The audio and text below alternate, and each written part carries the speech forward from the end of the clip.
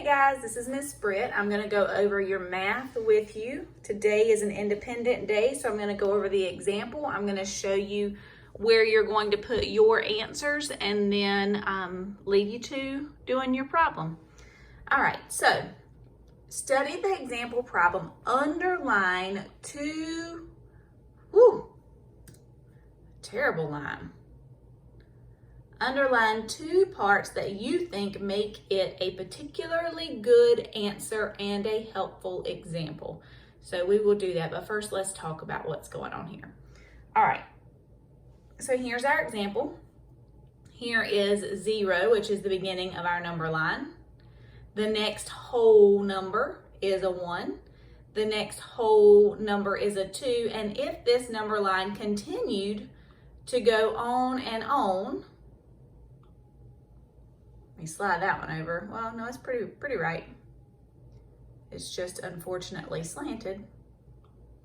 If it was to continue to go on and on, we would find 3 somewhere over here.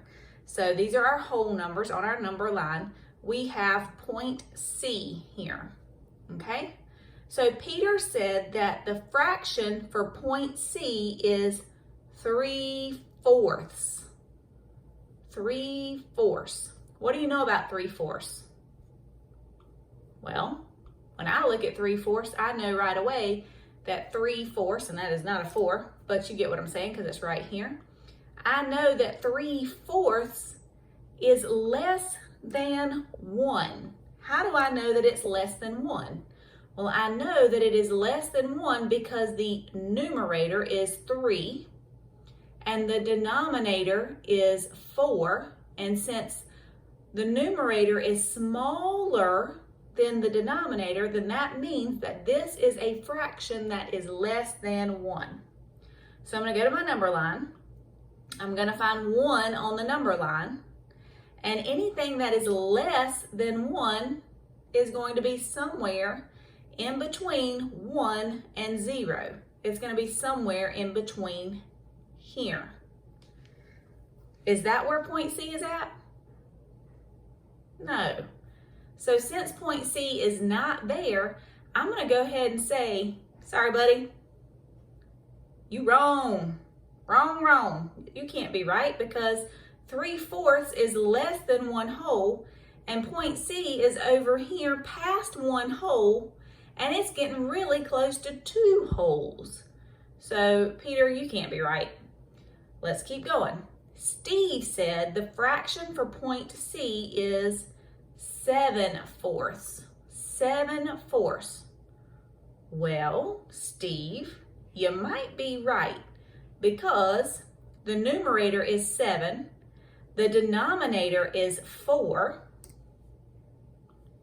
and since the numerator is greater than the denominator, then that means this fraction right here is greater than 1. Anything that's greater than 1 is going to be on this side of my number line. Is point C on that side of my number line? Perfect. So this person might be right. How are we going to figure out if Steve picked the right fraction to label point C? How are we going to figure that out?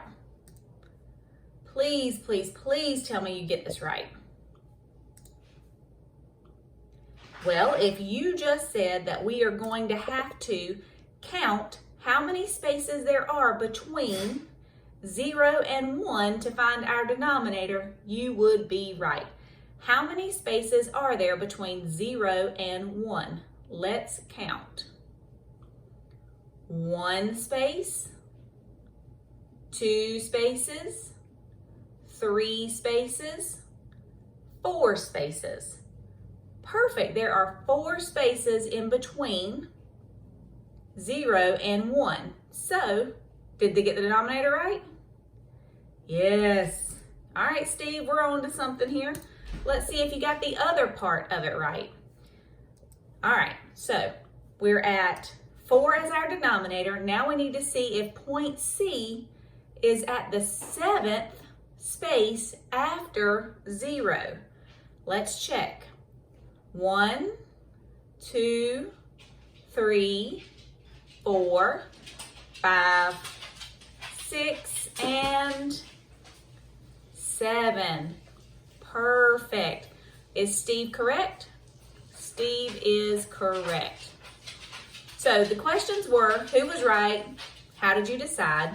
Well, we know Steve is right because he has the right denominator and the right numerator. We also know that Steve is right because C is past 1 whole, and Peter was saying that C was going to be less than 1 whole.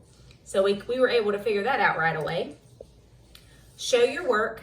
I did show my work as I went so that you could see it. You are free to read this if you want. Well, I'll read it to you. Peter's answer is wrong. Peter saw that each whole is separated into 4 equal parts, so he knows that the denominator of the fractions is 4, and he has to count fourths, which he did get the denominator right. Good for him.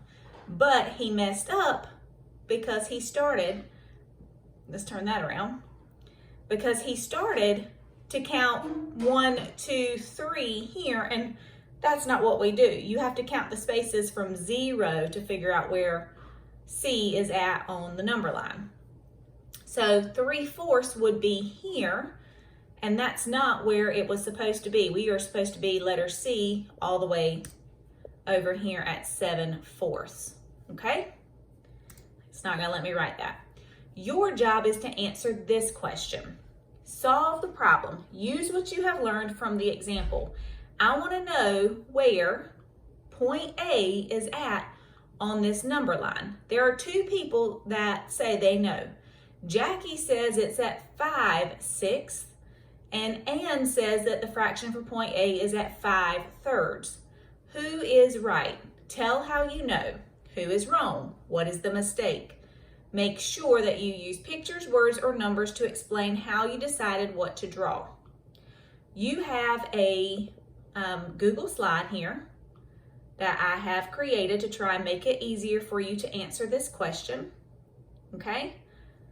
This is from the problem. That's the picture from the problem. You are going to explain your work right here, but I expect you to be able to label this entire number line that is identical to this one, and then if you can do this, then you'll be able to explain. So this is how you're going to show your work, and over here you can explain using pictures, words, or numbers, but definitely some words need to be typed here to explain to me who is right and how you know.